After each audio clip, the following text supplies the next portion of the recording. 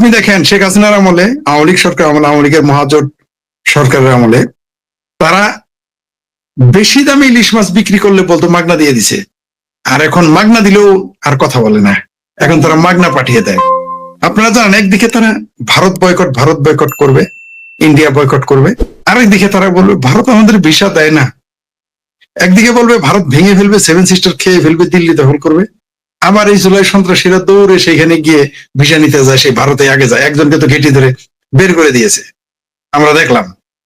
এদের লজ্জাও নাই। আমি নিজের চোখে দেখেছি এই দেশের মানুষের ভারত বিরোধিতার একটা একটা লক্ষণ আপনাকে তুলে ধরি। ভারতের হসপিটালে, ভারতে কিন্তু আপনারা হয়তো জানেন কিনা আমি জানি না, আপনাদের একটা তথ্য দেয়, আমি এর আগেও বলেছি যে ভারতে কিন্তু কয়েকটা হাসপাতাল আছে মাগনা চিকিৎসা করে, সেখানে আপনার 5% বাংলাদেশি লোক পাবেন, এবং এই 5%-এর মধ্যে 95% মুসলমান। বিলিভ ইট অর নট, বলে দিতে পারবো, দেখাই দিতে পারবো আপনাকে, এখনো মাগনা চিকিৎসা নিতেছে। সে মাগনা চিকিৎসা করতে গিয়ে সে বেডে শুয়ে ভারত এবং হিন্দুদের গালি দেয়। এ হচ্ছে বাংলাদেশের মানুষের চরিত্র। অবাক কাণ্ড। ভারতে গরুর মাংস খেয়ে বাংলাদেশে এসে বলে গরুর মাংস খেলে না ভারতে পেটায়। আমি নিজের চোখে দেখলাম সে গরুর মাংস কিনে খাইলো। কারো কারোর সাথে আমি নিজে ওইখানে তারা মাংস কিনছে আমি দেখেছি, তারা খেয়েছে আমি দেখেছি। ওই লোকগুলি বাংলাদেশে এসে বলে গরুর মাংস খেলে পেটায়, সবচেয়ে সস্তা গরুর মাংস কিনে ওগুলো খায়, আবার এগুলো বলে। এই হচ্ছে এটা হলো হিপোক্রেসি। ভারতের সাথে পাঙ্গা নেওয়া, ভারতের সাথে বিরোধিতা করা বাংলাদেশের জন্য আত্মহত্যা সামিল।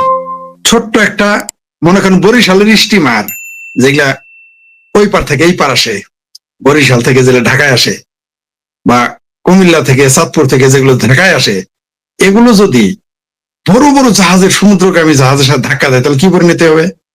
ঠিক সেই পরিণতি হবে বাংলাদেশের। হয়তো বড় জাহাজটার একটু ক্ষতি হইতে পারে, কিন্তু ডুববে কোনটা? সেই ছোট জাহাজটাই। আপনি দেখেন যারা ভারত বিরোধিতা করে, আচ্ছা ভারতের শাল আপনি কবে ব্যবহার করছেন আমি জানি না, আপনি কবে, বা আমার যে রফিকুল ভিয়ার সাহেব যিনি আছেন সমালোচক হিসেবে, বা যারা দর্শকরা দেখতেছেন, এদের মধ্যে কতজনের বাড়িতে ভারতীয় শাল পাবেন, কতজনের বইয়ের শাড়ি ভারতীয় পাবেন? কিন্তু আমরা কিন্তু যারা ভারত বিরোধিতা করে তাদের বইয়ের শাল, তাদের বইয়ের শুধু আন্ডার গার্মেন্টসটাই দেখানো পাচ্ছিল, সবই তারা রাস্তায় এনে পড়তো, এমনকি বিছানা চাদরটা ইন্ডিয়ান। আমার বাড়িতে কিন্তু ইন্ডিয়ান চাদর নাই। আমি সবচেয়ে বেশি যারা ভারতে আসা যাওয়া করে আমি তাদের একজন, অথচ এমনকি আমাকে কেউ ভারতের দালাল বলে। আমার বাসায় কোনোদিনই ইন্ডিয়ান চাদর ছিল না, আমার বইয়ের একটা শাড়ি ইন্ডিয়ান না, আমার কোনো বাচ্চার পোশাক ইন্ডিয়ান ছিল না। হ্যাঁ, ওষুধ ছিল, এটা সত্য, কোন পোশাক, এমনকি আমি কসমেটিক ইন্ডিয়ান ব্যবহার করতাম না, আমার বাসায় কোনো ইন্ডিয়ান কসমেটিক নাই, অথচ আমি ভারতের দালাল। কিন্তু যাদের ঘর ভর্তি ভারতীয় পণ্য তারা বলে ইন্ডিয়া বয়কট করবো। আরেকটা উদাহরণ দেয় আপনি কি জানেন? আপনার চ্যানেলের মাধ্যমে দেই, ইউটিউবে প্রথম এটা আমি জানলাম, আবারও বলতেছি প্রথম। যেমন ওই যে শুরুতেই আপনার সাথে একটা কিছু কথা বলেছিলাম, সেটা বাংলাদেশ এবং কলকাতায় ভাইরাল হয়েছিল, আপনি জানেন, সেখানে আপনার চ্যানেলটাই চলে গিয়েছিল সেই বক্তব্যের কারণে। আরেকটা তথ্য দেই, বাংলাদেশের কিন্তু সামনে রেলের ভবিষ্যৎ খুব খারাপ। যত ইঞ্জিন আছে এগুলো পুরনো হয়ে গেছে। ভারত যদি কোনো কারণে ইঞ্জিন না দেয়, বাংলাদেশের রেলপথ স্থবির হয়ে যাবে, বন্ধ হয়ে যাবে।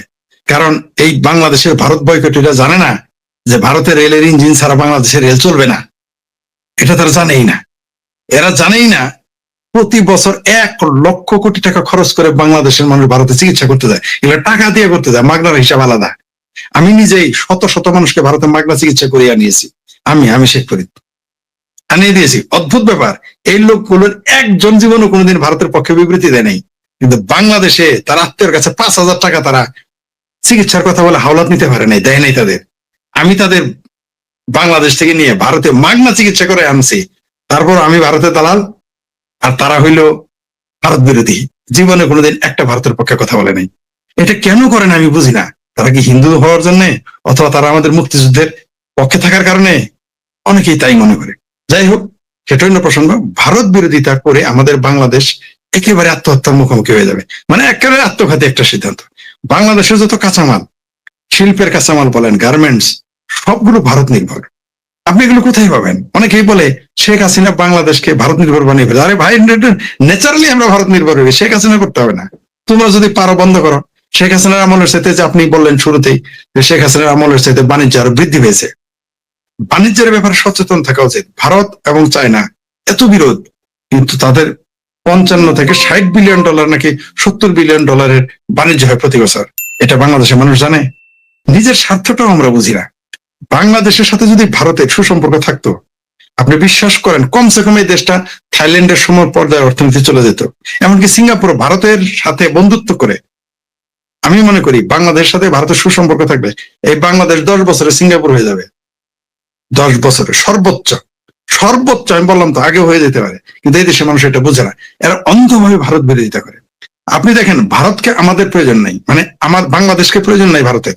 তারা এই বাণিজ্য, এই যে গত 2 মাসে ভারতের সাথে সারা পৃথিবীর যে বাণিজ্য চুক্তি হয়েছে, সেখানে ভারতের অর্থনীতি 1-2%, এটা কি কিছুই না। কিন্তু আমাদের জন্য ভারত অনেক কিছু। আমরা তো চাল পাকিস্তান থেকে আনতে পারবো না, আমরা তো গার্মেন্টসের কাঁচামাল ভারত থেকে আনতে পারবো না, আমরা তো ওই আজকে পাকিস্তানের খেজুর বা আরবের খেজুর বা আমেরিকার খেজুর খাইতেছি। কত টাকা কেজি? কতজনে খেতে পারবে? কতদিন খেতে পারবে? এটা তো আপনি আনতে পারবেন না। কাঁচামাল তো আপনি আমেরিকা থেকে এনে চলতে পারবেন না। আপনি আমেরিকা থেকে যুদ্ধ বিমান আনতে পারেন, কারণ যুদ্ধ বিমান আর কেউ ওরকম বানাইতে হবে, পাকিস্তান আনবো না, ভারতও এরকম না। কিন্তু আমেরিকা থেকে আনেন মানলাম, কিন্তু অন্য কিছু কেমনে আনবেন আপনি? যারা ভারত বিরোধিতা করে তারা আসলে গোয়ার্তমি করে, মানে জেদের বশবর্তী হয়ে করে, মুক্তিযুদ্ধের বিরোধিতা করে। শেখ হাসিনা, আওয়ামী লীগ মুক্তিযুদ্ধের বিরোধিতা করতে গিয়ে ভারত বিরোধিতা করে। সোজা কথা, পাকিস্তান প্রেমের কারণে ভারত বিরোধিতা। আরে ভাই, নিজের বোঝ পাগলেও বোঝে, আমাদের দেশের মানুষ এটা বোঝে না। অনেকে আবার বলে যে ভারতের সাথে না চললে আমাদের কি হবে। চলে দেখেন, দেখান আমাকে। ভারতের সাথে সব সম্পর্ক বন্ধ করে দেন, দিয়ে দেখান। আপনার চ্যানেলের শুরুতে একটা বলেছিলাম, যেটা আমাদের প্রায় 1 মিলিয়নের উপরে ভিউ হয়ে গেছিল 24 ঘন্টাতে। সেখানে কিন্তু আমি বলেছিলাম, ভারত যদি শুধু বাংলাদেশে খাদ্যকে অস্ত্র হিসেবে ব্যবহার করে, পানিকে অস্ত্র হিসেবে ব্যবহার করে, এই বাংলাদেশ অস্তিত্ব বিলীন হয়ে যাবে, তাদের যুদ্ধ করতে হবে না। বরাবরই বলে এসেছি, জাস্ট ফুড চেইনটা কেটে দেবে। এদের এগুলো ধারণাই নেই। এই যে বাংলাদেশের গার্মেন্ট ধ্বংস হয়ে যাবে, ভারতের সাথে যদি আপনি খারাপ ব্যবহার করেন, ভারতের সাথে যদি আপনি মিলেমিশে না চলেন, ভারত বিরোধিতা করতে থাকেন, তাহলে বাংলাদেশের শিল্প, বাণিজ্য, অর্থনীতি, গণতন্ত্রের কথা দূরে রাখেন, এই দেশের সার্বভৌমত্ব নিয়ে টানাটানি লাগবে। এটা আমাদের কর্মীরা বুঝে না। মানে যারা বিএনপির কর্মী, জামাতেরা তো বুঝবেই না, কারণ জামাতেদের মুসলমানের ইমানের 5টি অঙ্গ, কালেমার, নামাজ, রোজা, হজ এবং জাকাত। আর জামাতিদের ইমানের অঙ্গ হলো 6টি। সেটা হলো কালেমা, হজ, জাকাত, রোজা, নামাজের পরে আর একটা হলো ভারত বিরোধিতা। এটা না করলে তাদের ইমান পূর্ণ হয় না। আমি মওদুদ ইসলামের কথা বলতেছি, এটা তাদের ইমানের অঙ্গ, তাই তাদের কথা বাদ। বিএনপির কর্মীর অহেতুক বিরোধিতা করে।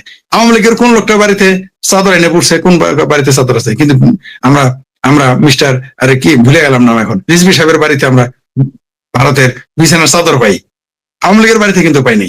এটা হাস্যকর। তাদের এত বড় একটা রাজনৈতিক নেতা এই যে ইন্ডিয়া বিরোধী বয়ান দিয়ে, এখন তো ইন্ডিয়ার সাথে সম্পর্ক ভালো, এখন তো ভারত বলতেছে, এখন তো খোদ আমার ভাবির পোলারা বলতেছে, তারপর জামাত বলতেছে যে বিএনপি নাকি ভারতের সাথে আপোষ করে ক্ষমতায় আসছে। এটা তো আমরা বলি নাই, আমি এখনো বলি নাই, এই কথা তারাই বলেছে। তো ভারত ছাড়া আসলে চলা আমাদের সম্ভব না। ভারতের সাথে আমাদের এলাকায় গ্রাম্য ভাষায় কথা আছে যে বড় নৌকার তলা বাঁচলেও লাভ। ভারত হলো একটা বড় নৌকা। মানুষ নিজের বোঝ পাগলও বুঝে, শিশুও বুঝে, কিন্তু বাংলাদেশের জনগণ বুঝলো না।